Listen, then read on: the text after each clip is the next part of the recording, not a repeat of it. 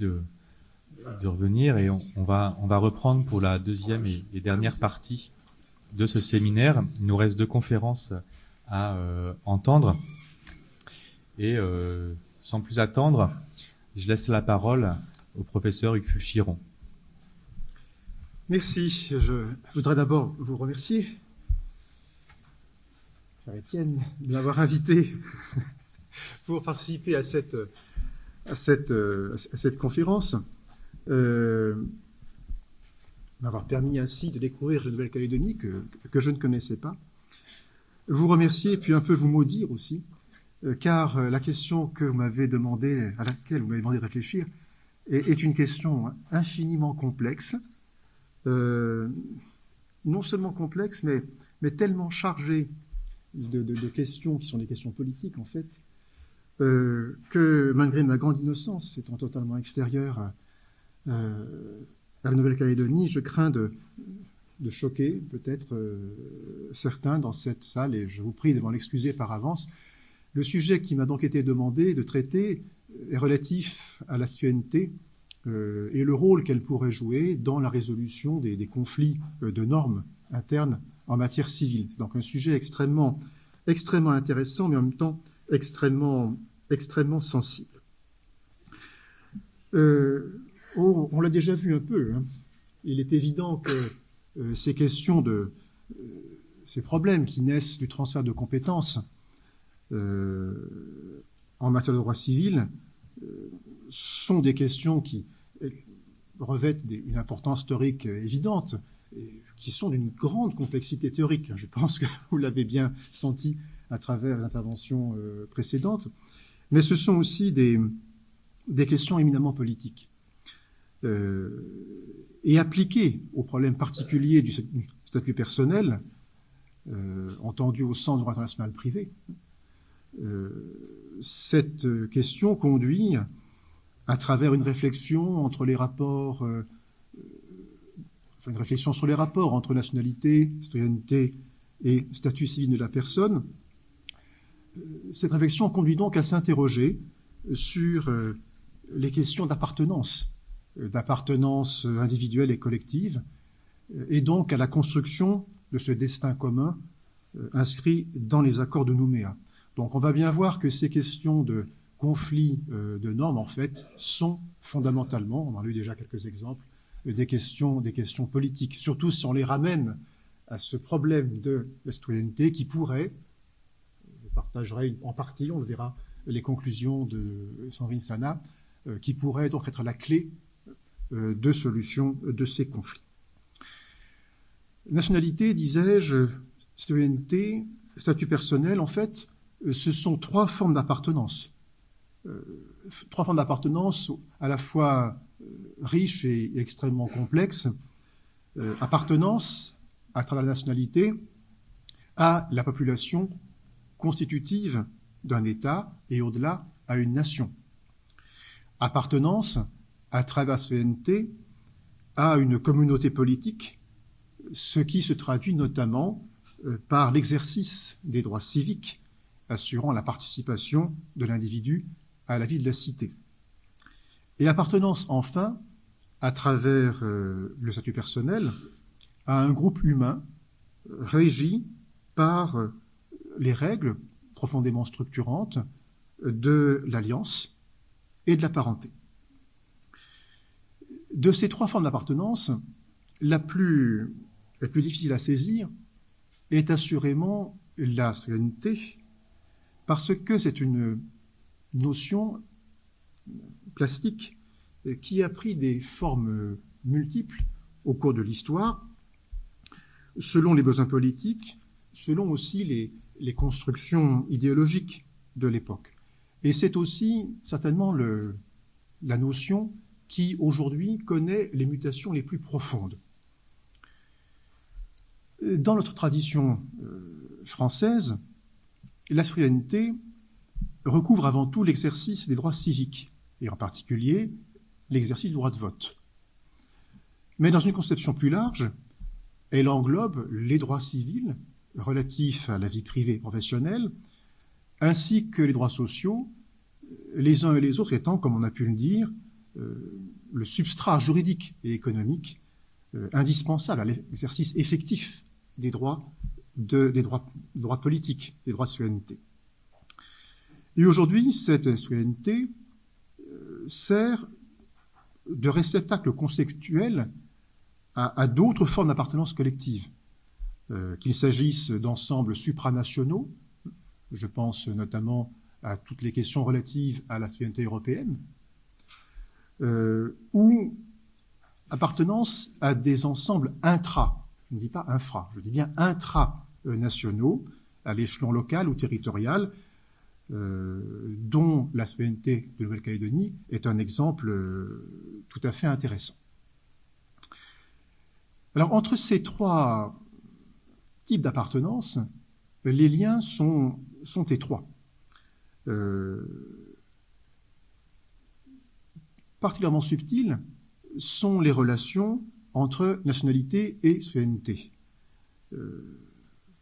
Alors, dans une certaine mythologie politique française, on pourrait croire que nationalité et citoyenneté se superposent parfaitement et doivent se superposer parfaitement.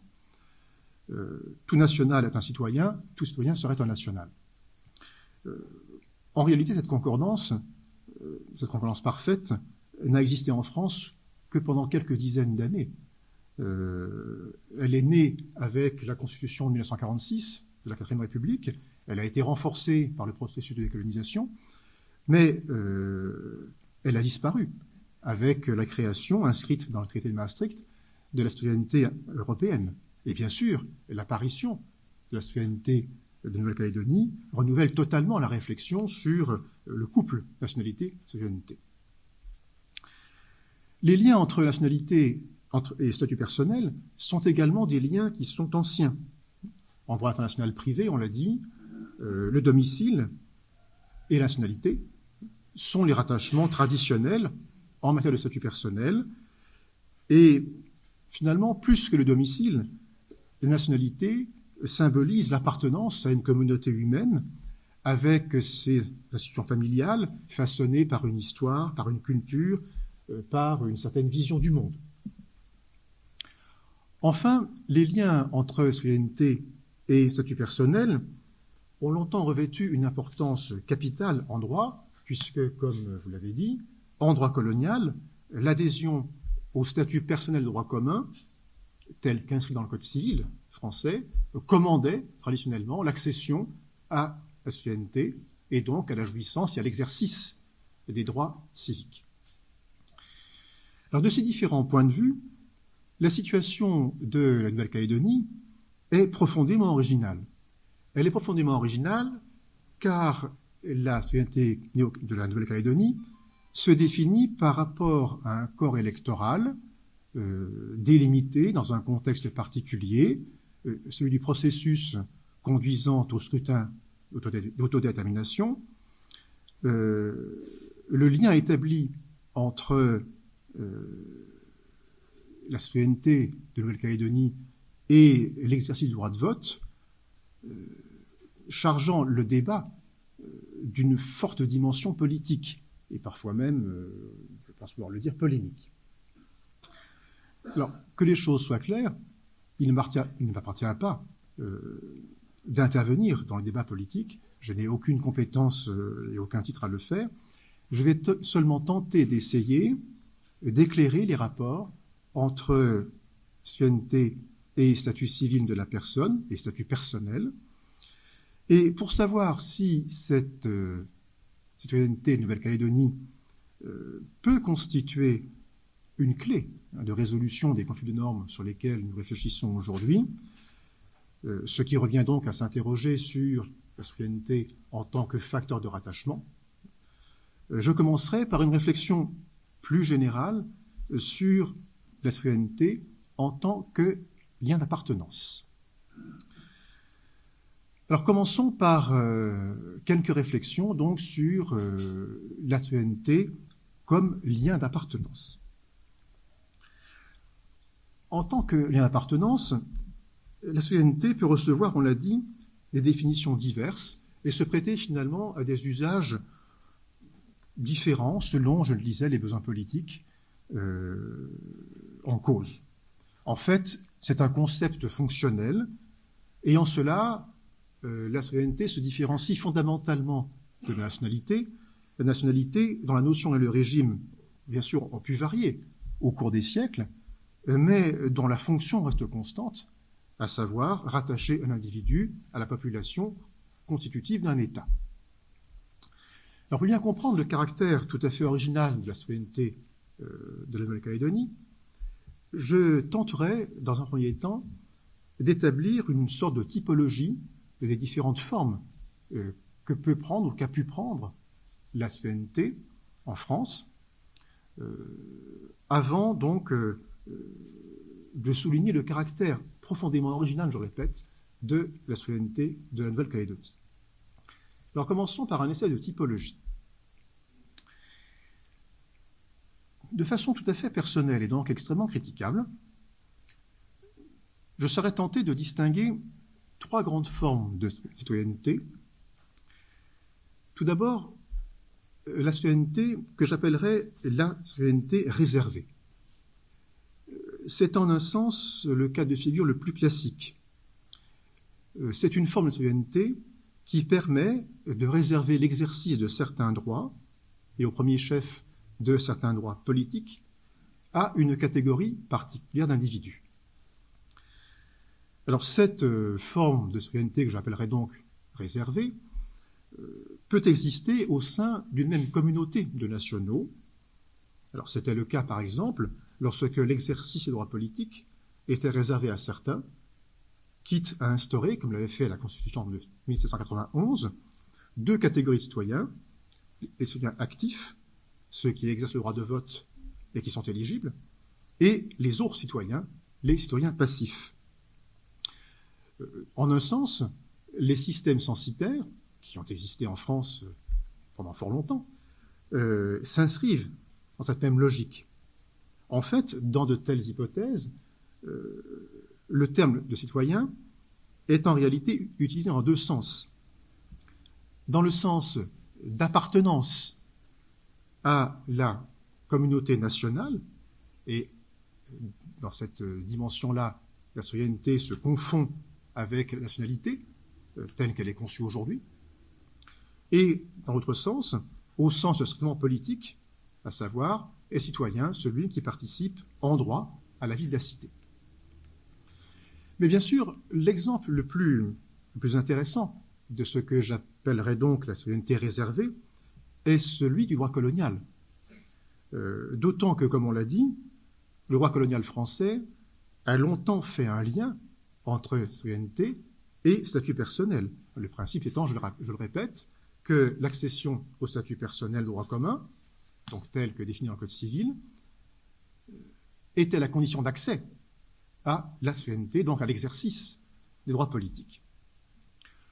Donc, dans ces différentes hypothèses de citoyenneté réservée, la citoyenneté est avant tout conçue comme une citoyenneté politique ouvrant la jouissance d'un certain nombre de droits et de libertés, réservés donc à ceux qui en sont titulaires.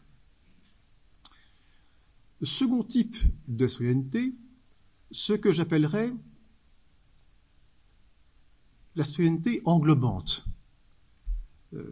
C'est celle qui inscrit l'individu dans un ensemble plus large que l'État auquel il appartient.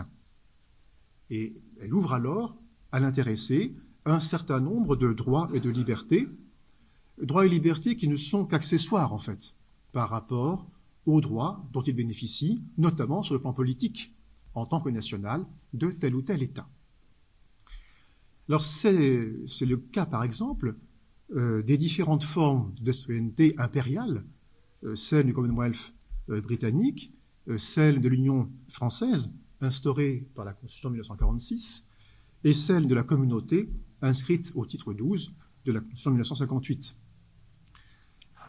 Une telle citoyenneté n'a pas la même consistance juridique, et les mêmes fonctions que la précédente. C'est une citoyenneté qui, par nature, est plurinationale et qui ne donne pas forcément à l'individu des droits politiques, ou en tout cas des droits politiques restreints.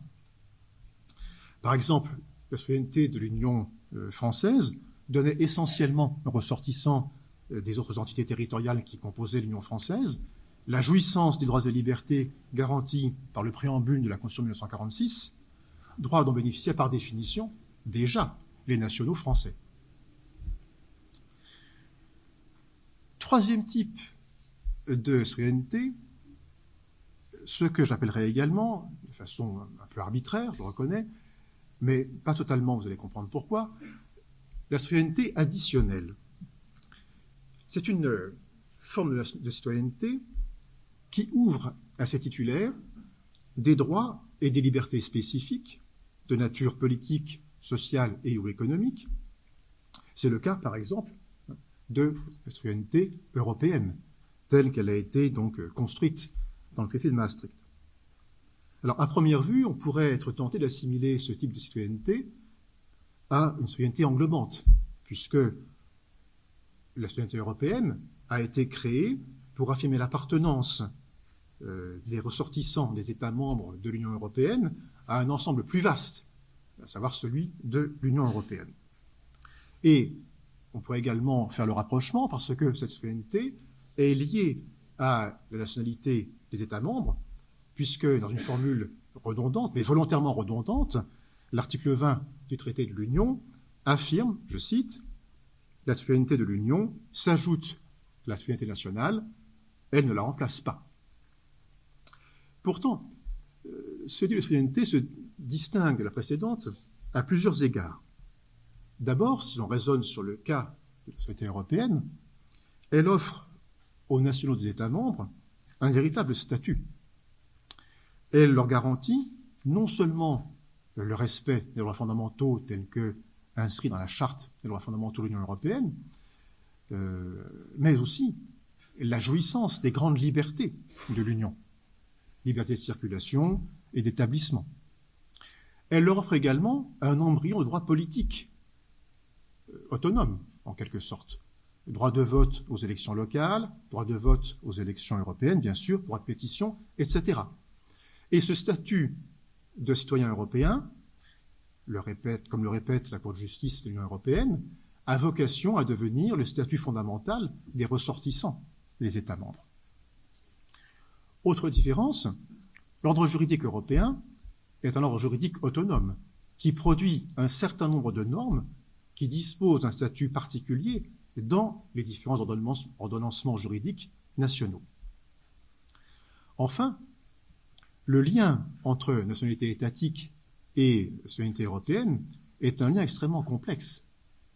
Il s'agit d'un lien de nature politique qui respecte bien sûr la nationalité des États membres, mais c'est un lien ambigu, car on a parfois remarqué qu'il aurait été plus logique de reconnaître cette citoyenneté à tous ceux qui bénéficient des droits et libertés de l'Union, c'est-à-dire à tous ceux qui résident régulièrement sur le territoire d'un État membre, et non pas seulement aux nationaux d'un État membre. Le choix politique a été fait de relier l'un à l'autre, mais ce n'est pas forcément le choix le plus logique au regard de ce qu'apporte effectivement la citoyenneté européenne. Et puis surtout, le lien entre nationalité et citoyenneté de l'Union, entre nationalité et citoyenneté, est en train d'entrer dans l'orbite du droit de l'Union européenne. Et ce, alors que la nationalité était traditionnellement considérée comme une prérogative souveraine des États. Le raisonnement est le suivant. La citoyenneté européenne étant liée à la possession d'une nationalité d'un État membre, donc à l'acquisition ou à la perte de la nationalité d'un État membre, l'Union européenne est tentée de contrôler non seulement les règles étatiques qui régissent l'octroi de la nationalité ou le retrait de cette nationalité, mais aussi l'exercice par les États de cette prérogative d'octroyer ou de retirer leur nationalité. Et on commence à le voir très clairement à travers différents arrêts de la Cour de justice, et notamment à travers un arrêt Rothman, sur lequel, bien sûr, je n'ai pas le temps d'insister. Donc on est vraiment très loin, très très loin des citoyennetés englobantes impériales. La citoyenneté européenne offre à ses titulaires un statut qui dépasse le simple statut de national, même s'il lui est lié. Donc cette typologie montre en tout cas le caractère profondément original de la citoyenneté calédonienne, telle qu'elle a été conçue aujourd'hui et telle qu'elle pourrait évoluer dans l'avenir. Alors, Après avoir cette typologie, j'en viens donc au cas particulier de la citoyenneté de la Nouvelle-Calédonie. Cette citoyenneté a été instituée, on le sait, dans un contexte historique et à des fins politiques très particuliers. En un sens, elle rentre dans ce que j'ai appelé tout à l'heure une citoyenneté réservée, puisque une partie seulement des personnes ayant la nationalité française en bénéficie, mais elle en constitue assurément une forme tout à fait atypique. Et pour bien comprendre le caractère donc tout à fait original de cette citoyenneté de la Nouvelle-Calédonie, il faut revenir aux sources. Selon les accords de Nouméa, au cours de la période transitoire précédant les scrutins d'autodétermination, je cite, « Des signes seront donnés à la reconnaissance progressive d'une citoyenneté de la Nouvelle-Calédonie, celle-ci devant traduire la communauté de destin choisie et pouvant se transformer après la fin de la période en nationalité s'il en était décidé ainsi. » La question de la définition d'un corps électoral restreint est abordée, comme vous le savez, à l'alinéa suivant, puis celle des mesures en faveur de l'accès à l'emploi des personnes durablement établies en Nouvelle-Calédonie. Donc, en réalité, les accords de Nouméa ouvraient 3 champs de réflexion autour des questions de citoyenneté et liens d'appartenance à une communauté, autour de la citoyenneté exercice du droit civique et autour de la citoyenneté bénéfice du droit économique et sociaux. Alors bien sûr, les 3 sujets sont étroitement liés, et d'ailleurs, les accords de Nouméa font eux-mêmes le lien, puisque, au titre des dispositions relatives aux institutions, les accords nous disent que pendant la période d'application de l'accord, je cite, « La notion de citoyenneté fonde les restrictions apportées au corps électoral pour les élections aux institutions du pays et pour la consultation finale. Elle sera aussi une référence pour la mise au point des dispositions qui seront définies pour préserver l'emploi local. » On voit bien le lien qui est fait entre les 3 chantiers ouverts par les accords. Or, la loi organique du 19 mars 1999 a, me semble-t-il, escamoté la réflexion sur la citoyenneté de la Nouvelle-Calédonie. L'article 4 de la loi dispose, je cite toujours, « Il est institué une citoyenneté de la Nouvelle-Calédonie dont bénéficient les personnes de nationalité française qui remplissent les conditions fixées à l'article 188. » Le corps électoral auquel il est fait référence par ce texte est, comme vous le savez, celui des élections aux institutions du pays. Un corps électoral dont la composition avait déjà été dessinée par les accords de Nouméa eux-mêmes.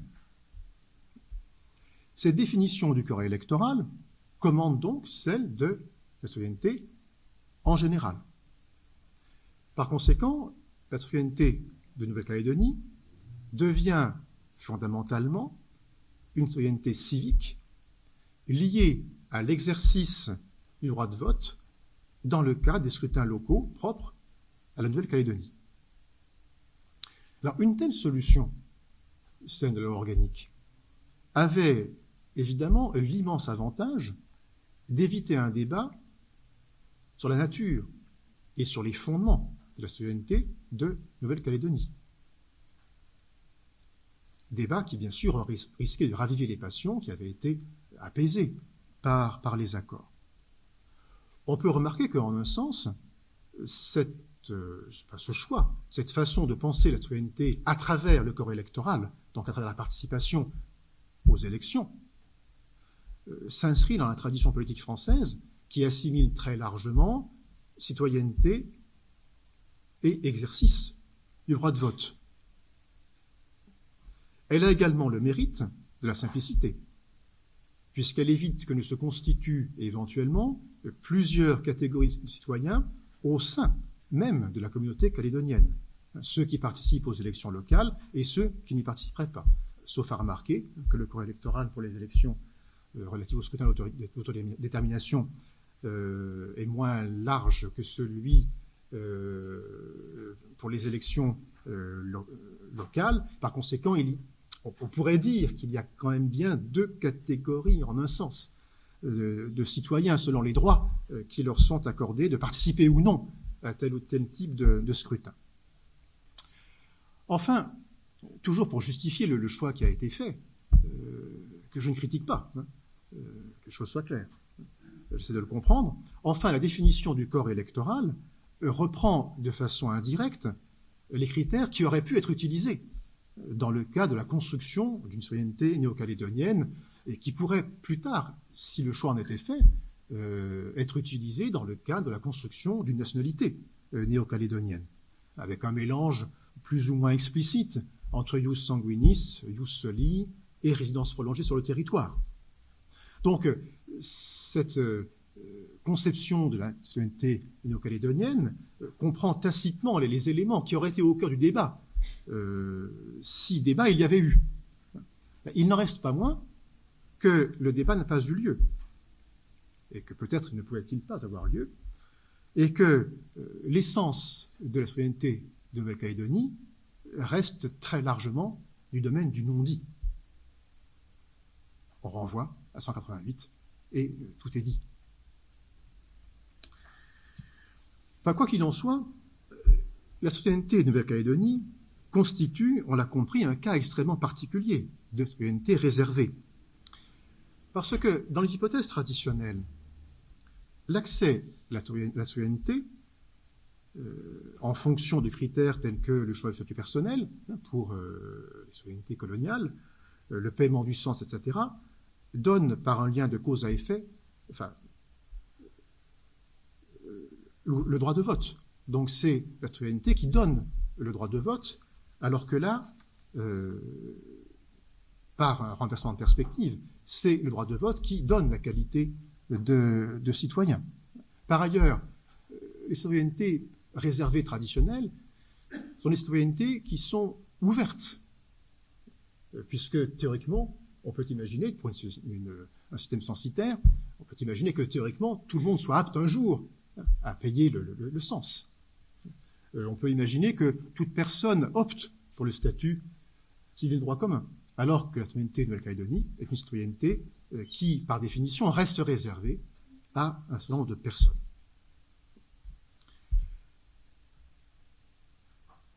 Par conséquent, la définition de la citoyenneté appartenance par la seule citoyenneté civique, la définition donc du corps électoral déterminant celle du corps des citoyens, et non pas l'inverse, présente malgré tout un inconvénient. Cet inconvénient, c'est, si j'ose dire, le gel de la réflexion sur la citoyenneté, puisque elle met immédiatement en cause une question extrêmement sensible, qui est celle de la participation au processus d'évolution institutionnelle. Et puis surtout, bien sûr, le gel, cette fois-ci au sens strict, du corps électoral, pour les raisons que l'on sait, a entraîné le gel de la citoyenneté dans sa composition, cette fois-ci.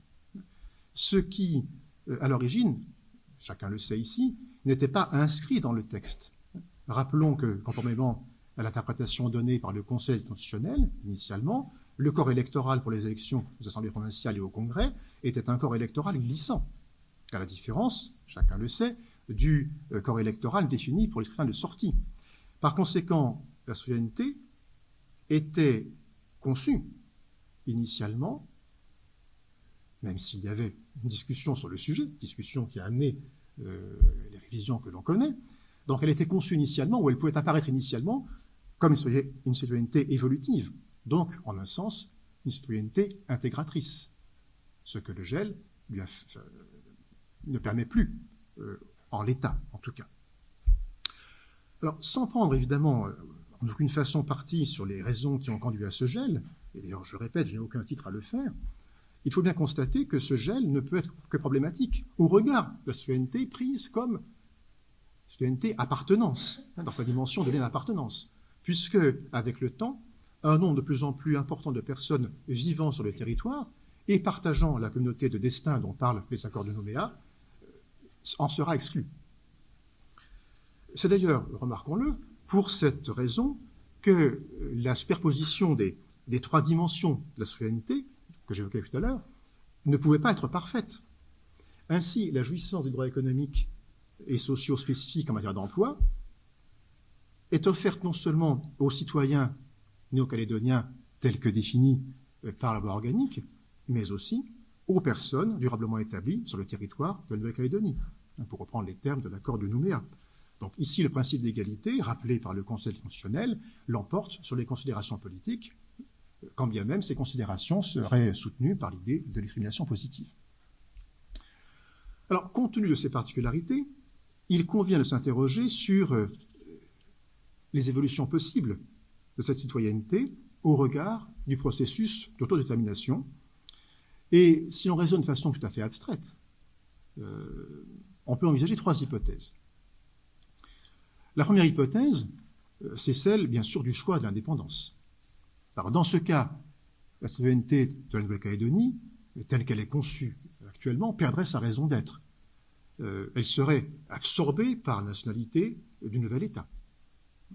Et on retrouverait alors une question classique d'accession à l'indépendance et de détermination par le nouvel État, détermination conventionnelle ou unilatérale. On a connu toutes ces formes-là dans les différents processus de décolonisation en France, dans la détermination par le nouvel État de ces nationaux. Alors, est-ce qu'on peut imaginer que les critères utilisés indirectement pour définir la citoyenneté via la définition du corps électoral puissent être réutilisés pour déterminer la population constitutive du nouvel État? C'est, à mon avis, tout à fait envisageable, sous une réserve, celle du gel. Parce que, dans cette hypothèse de choix, le gel perd sa raison d'être, puisque les choix politiques qui en justifiaient l'existence auront été faits. Surtout, il conduirait, le maintien du gel, à exclure ab initio une partie importante de la population vivant sur le territoire et qui n'envisage d'avenir que sur le territoire. C'est un choix qui politiquement serait possible, mais complexe et lourd de conséquences. Enfin, on peut noter qu'elle serait en contradiction avec le critère de résidence de longue durée, qui constitue un des critères fondamentaux d'attribution actuelle de la citoyenneté de Nouvelle-Calédonie. Et puis bien sûr, on pourrait s'interroger sur la conformité de ce choix aux droits fondamentaux. Je sais bien que la Cour européenne des droits de l'homme et le Comité des droits de l'homme de l'ONU ont validé, en fait, les choix qui avaient été faits à travers les accords de Nouméa, mais ils n'ont été validés que dans le cadre d'un processus d'autodétermination. Donc, il me semble que la citoyenneté civique actuelle, pour constituer le noyau d'une éventuelle nationalité néo-calédonienne, devrait être complétée par d'autres critères, et notamment celles qu'ils sous-tendent déjà, à savoir la résidence de longue durée. La seconde option possible serait celle d'un État associé à la France. Alors ça, c'est un statut qui reste à inventer, ou plutôt à réinventer, mais de façon tout à fait différente de ce qu'il a pu être imaginé en 1946 ou en 1958. Cela dit, au regard de la nationalité, les données du problème seraient tout à fait comparables à celles de l'hypothèse précédente, puisque un État associé supposa la création d'une nationalité pour ce nouvel État. Enfin, troisième hypothèse, l'autonomie renforcée dans le cadre de l'État français, mais avec des compétences élargies. Donc là aussi, c'est un statut qui est à inventer. Dans ce cas-là, il y aurait une seule nationalité, la nationalité française, et on retrouverait tout l'intérêt de la citoyenneté en tant que lien d'appartenance à une communauté particulière au sein de la communauté française. Mais là aussi, de quelle citoyenneté s'agirait-il? Il ne peut plus s'agir, de mon point de vue, d'une citoyenneté purement civique, tout entière tournée vers les scrutins qui détermineront l'avenir, puisque le choix, là aussi, par définition, aurait été fait. Il s'agirait d'une citoyenneté qui constituerait le statut fondamental de tous ceux qui entendent construire un destin commun dans le nouveau cadre qui aurait été donc défini à partir des choix effectués dans le cadre du processus d'autodétermination. Par conséquent, la nécessité d'ouvrir la citoyenneté s'impose, me semble-t-il, là encore, étant entendu qu'ouvrir n'est pas nécessairement imposé. Et, de nouveau, le critère le plus fiable pour cette ouverture serait sans doute la résidence de longue durée, qu'il resterait à définir dans sa qualification, résidence de longue durée, qui est à la fois signe d'appartenance et gage d'intégration. Et puis il resterait après à résoudre, si on s'orientait dans cette voie, une question extrêmement délicate, extrêmement intéressante, de savoir si la Nouvelle-Calédonie pourrait être ouverte aux résidents de longue durée, quelle que soit leur nationalité, ou uniquement aux résidents de longue durée de nationalité française. Il y a actuellement ce lien qui est fait entre citoyenneté néo-calédonienne et nationalité française. Est-ce que ce lien est un lien intangible? Est-ce qu'on ne peut pas imaginer une déconnexion des deux? Alors ces remarques valent a fortiori si la Nouvelle-Calédonie, devenait en quelque sorte une forme, enfin si la citoyenneté néo-calédonienne devenait en quelque sorte une forme de nationalité sans État, à laquelle seraient attachés les droits civiques, mais aussi les droits économiques et sociaux, etc. etc. Donc, on le comprend. La difficulté de réfléchir sur la citoyenneté en tant que lien d'appartenance, sinon, comme je l'ai fait, en termes de redéfinition et de recomposition, qui me semble la conclusion à laquelle, logiquement, j'aboutis, politiquement, c'est une autre affaire, mais à laquelle, logiquement, j'aboutis, cette difficulté de réfléchir sur la citoyenneté et son avenir viennent en grande partie de ce que j'évoquais tout à l'heure, à savoir la réduction de la question de la citoyenneté à celle du corps électoral. En quelque sorte, sur l'inconvénient qu'il y a à avoir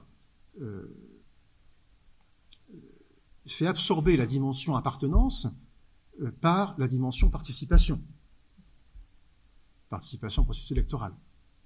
Ou, pour le dire autrement, difficulté qui est liée au fait que dans le statut actuel, l'avoir, la participation au processus électoral, l'octroi du droit de vote, a absorbé l'être, à savoir qu'est-ce que c'est qu'être citoyen néo-calédonien, quels sont les critères qui fondent l'octroi de cette citoyenneté.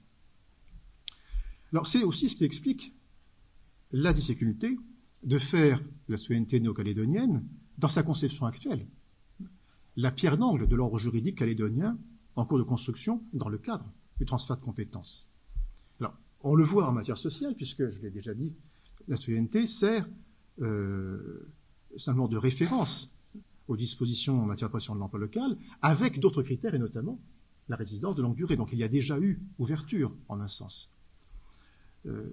Et le problème est le même lorsque l'on s'interroge, et je vais le faire dans le prolongement de ce qui a été présenté tout à l'heure par Sandrine Sana, sur la citoyenneté comme facteur potentiel de rattachement en matière de statut personnel. Donc, second point sur lequel je passerai plus vite, parce que finalement, je vais reprendre et prolonger en un sens la réflexion qui a été largement entamée par Sandrine Sana. Donc, quelques éléments sur la citoyenneté comme facteur de rattachement, avec un point d'interrogation. Peut-on utiliser la citoyenneté comme facteur de rattachement? Je l'ai déjà dit, les liens entre les deux, entre citoyenneté et statut personnel, sont des liens qui sont anciens.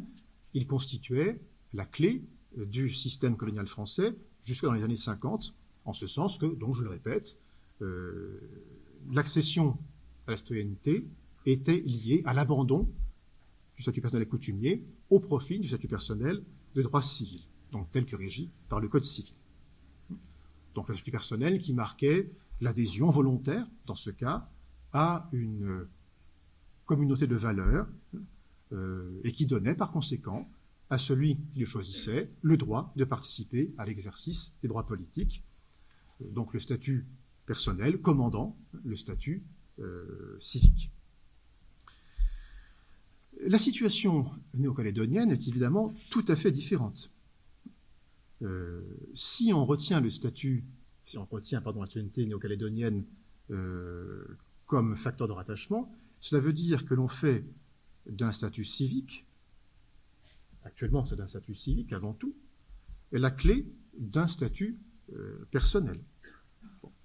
Autre différence par rapport à cette vieille tradition de lien entre citoyenneté et statut personnel, le statut personnel néo-calédonien n'est pas un. C'est ce qu'expliquait tout à l'heure Étienne Cornu. Il est potentiellement, il est pluriel. Statut coutumier et statut civil néo-calédonien. Et puis surtout, par un renversement complet de perspective, le statut coutumier est placé sur un strict pied d'égalité avec les autres statuts. Donc en fait, il s'agirait, si l'on voulait faire de la citoyenneté le facteur de rattachement en matière de statut personnel, il s'agirait de faire jouer ici à la citoyenneté le rôle attaché traditionnellement à la nationalité. Mais une nationalité qui serait détachée de sa dimension d'étatialité, c'est-à-dire de liens rattachant à l'État, et ça, quelle que soit la conception qu'on a de la nation. Bon. Cela dit, là encore, de quelle citoyenneté parlons-nous et pour quel statut? Pour répondre à ces questions, il convient de s'interroger sur la citoyenneté comme facteur alternatif de rattachement. J'irai assez vite, et j'irai encore plus vite sur la seconde question, à savoir la citoyenneté comme facteur optionnel de rattachement. Alors, la citoyenneté est facteur alternatif de rattachement. Vous l'avez dit, hein, c'est la nationalité, donc la citoyenneté qui jouerait le rôle de la nationalité, dans cette perspective-là, est un facteur traditionnel de rattachement avec le domicile auquel j'assimilerai comme vous la résidence habituelle. Le choix entre les deux étant commandé par des raisons que vous avez exposées tout à l'heure, des raisons politiques, économiques, sociales, etc. Donc c'est un véritable choix pour une société que de retenir ou non le domicile ou la résidence. Cela dit, le choix, enfin ce débat domicile-nationalité, qui pourrait être un débat domicile-citoyenneté, est un débat qui, dans l'absolu, est un débat largement dépassé. D'abord parce que le lien entre statut personnel et souveraineté est moins étroit aujourd'hui qu'il ne l'était au XIXe, à l'époque où émergeaient les grands États-nations qui avaient besoin d'affirmer leur existence en appliquant à tous leurs nationaux, en quelque endroit qu'ils se trouvent, leur souveraineté à travers le statut personnel qui les suivait au-delà des frontières. Et c'était aussi un choix politique majeur pour les États d'immigration qui se constituaient à l'époque, notamment en Amérique latine, qui avaient besoin, eux, d'affirmer leur souveraineté sur toutes les personnes vivant sur leur territoire, quelle que soit leur origine. Bon. Par ailleurs, ce débat est moins présent parce que le droit de la famille, le statut personnel en général, n'est plus le bloc d'ordre public qu'il était autrefois. Donc il s'est ouvert sur la pluralité et sur la liberté individuelle. Et puis enfin, dans un monde globalisé, émergent d'autres objectifs, que sont notamment la libre circulation des personnes et de leur statut, fondés sur un principe de confiance mutuelle. Bon. Donc, globalement, on pourrait dire que l'opposition entre domicile et nationalité, et les raisons qui fondaient cette opposition, s'estompent. Ce qui explique aujourd'hui le succès d'un critère neutre, qui est celui de la résidence habituelle, un critère neutre qui transcende totalement les questions de souveraineté. Critère qui est retenu aujourd'hui par la plupart des conventions internationales et qui est aussi retenu par les règlements de l'Union européenne. Mais vous l'aurez compris, en vous expliquant les raisons qui font que le débat globalement devient moins important, moins fondamental qu'il ne l'était autrefois, on comprend que dans le contexte néo-calédonien, c'est un vrai débat. C'est un débat qui conserve toute son actualité, parce que c'est un débat qui est lié à la vision que l'on a de la communauté de destin en cours de construction sur le territoire. Alors, pour prolonger la réflexion de Sandrine Sana, donc pour savoir si la citoyenneté en tant que substitut de la nationalité pourrait constituer un élément de construction, un élément de rattachement en matière de statut personnel, je me placerai non pas dans la situation actuelle, qui est une situation qui théoriquement est une situation transitoire, mais dans la perspective de l'après. Donc une fois survenus les scrutins d'autodétermination. Et si l'on reprend les différentes options possibles, première option, l'indépendance. Bon. Dans ce cas, on aurait une création d'un nouvel État avec corrélativement la création d'une nationalité néo-calédonienne.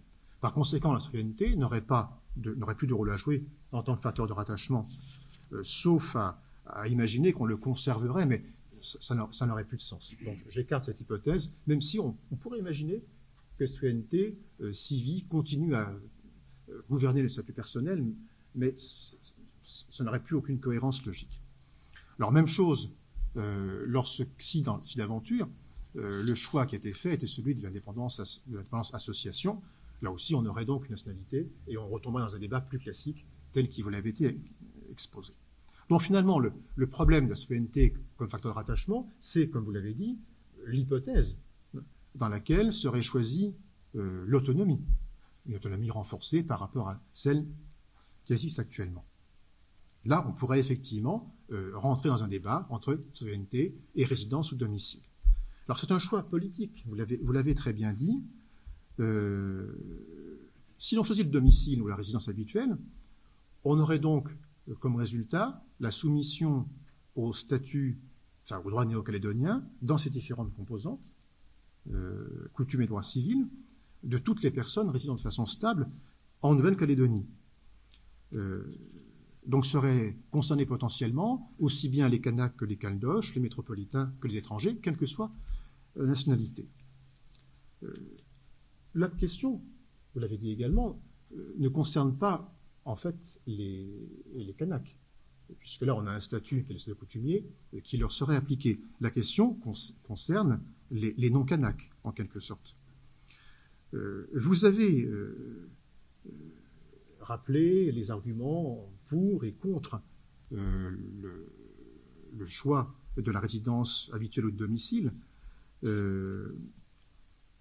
Sur les inconvénients, j'aurais tendance à les relativiser dans l'absolu. Encore une fois, après, on a un choix politique qui est à faire. Mais dans l'absolu, les inconvénients sont à relativiser parce que le choix de la résidence habituelle est un choix qui est fait aujourd'hui dans tous les instruments internationaux. Et par conséquent, un Français, vous évoquiez le cas d'un métropolitain qui vient s'installer pendant 4 ans, mais imaginez que votre métropolitain s'installe en Allemagne ou en Roumanie, il sera très largement soumis à la loi allemande ou à la loi roumaine en vertu des règlements de l'Union européenne, notamment en matière de divorce, sauf une option, etc. Donc, la situation du métropolitain vivant à Nouméa ne serait guère différente, en un sens, de celle du Français vivant dans un pays étranger. Bon. Et je ne parle pas des nombreux pays qui retiennent comme rattachement de principe la résidence habituelle. Et puis, il n'est pas interdit, comme vous l'avez dit, de retenir une définition particulière du domicile et de la résidence habituelle, avec une sorte de résidence ou de domicile cadré, qualifié, avec une certaine durée qui permettrait donc de s'adapter aux données locales. Vous évoquiez les 4 ou 8 ans, etc. Donc ce serait éventuellement un critère qui pourrait être ajouté, avec la possibilité que vous évoquiez également d'une option de législation en faveur de la loi nationale. Sur la citoyenneté, je partage tout à fait votre analyse, sauf de nouveau à m'interroger sur la définition de la citoyenneté.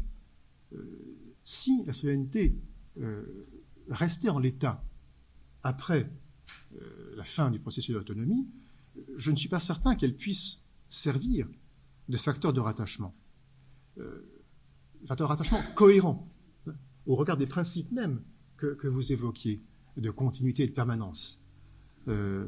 Parce que le gel du corps électoral, qui resterait donc le critère de détermination de la citoyenneté, écarterait de celle-ci une partie importante, et de plus en plus importante, des personnes qui vivent sur le territoire.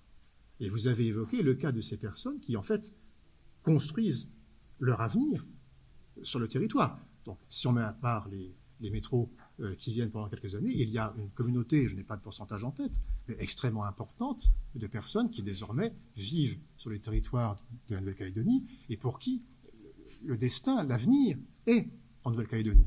Donc les écarter de l'application, du champ d'application du droit néo-calédonien, tel qu'il serait construit dans le cas de transfert de compétences, me paraît incohérent par rapport aux avantages mêmes qui fondent l'application du critère de citoyenneté de préférence, au critère de la résidence habituelle.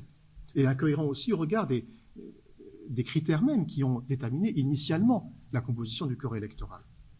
Et puis pourquoi limiter ainsi le champ d'application du droit néo-calédonien à quoi bon construire un droit néo-calédonien si c'est pour le réserver à une partie seulement des personnes qui vivent de façon durable, stable, définitive en quelque sorte, sur le territoire néo-calédonien. Donc, de nouveau, je pense que le choix du critère de citoyenneté ne retrouverait dans cette perspective-là sa cohérence que si on redéfinissait les conditions d'octroi de la citoyenneté néo-calédonienne, et que si l'on passait finalement d'une citoyenneté corps électoral à une citoyenneté communauté d'appartenance, communauté de destin, pour reprendre l'expression des accords de Nouméa. Ce qui supposerait donc que la citoyenneté, pour dire les choses clairement, soit ouverte aux résidents de longue durée, quitte à accorder aux intéressés, comme vous l'évoquiez également, une option positive ou négative. Donc là, on retrouverait, me semble-t-il, un instrument cohérent au regard des conflits de loi, donc en tant qu'instrument de répartition des différents statuts. Alors à partir de là, on pourrait évoquer, bien sûr, c'est le second point, mais je passerai extrêmement vite, rassurez-vous, le problème de la citoyenneté critère optionnel de rattachement, car je partage là totalement votre point de vue. À savoir que, dans le cas néo-calédonien, il serait certainement opportun que le rattachement par la citoyenneté s'accompagne de la possibilité pour les non-citoyens, quelle que soit la définition qu'on retient de la citoyenneté dans cette perspective-là, non-citoyens résidant habituellement en Nouvelle-Calédonie, d'opter pour l'application du droit civil néo-calédonien. Donc les non-citoyens pourraient opter pour le statut civil néo-calédonien, et à l'inverse, si on retient la résidence, on pourrait imaginer que les résidents optent pour le statut civil français ou pour le droit national s'ils sont étrangers. Donc on peut très bien imaginer des combinaisons de critères de rattachement de principe avec une option en matière de la loi nationale ou de la loi ou du droit civil néo-calédonien. C'est un système qui aujourd'hui est un système, vous l'avez dit, extrêmement répandu dans les règlements communautaires ou dans les conventions élaborées dans le cadre de la conférence de DIP et de l'AE. Et c'est un système qui permet de concilier qui permettrait de concilier de façon, me semble-t-il, assez équilibrée l'intérêt collectif, celui dont le citoyen néo-calédonien est le garant, et les intérêts individuels. Alors, on le voit, les questions que j'ai abordées sont des questions bien sûr techniques, mais qui ne sont pas seulement des questions pour juristes. On voit bien qu'à travers les questions de combinaison d'ensemble normatif, à travers les questions de statut personnel, de transfert de compétences, de conflit de normes, on est amené à réfléchir à des notions clés, et en particulier à deux notions clés, la citoyenneté, l'appartenance.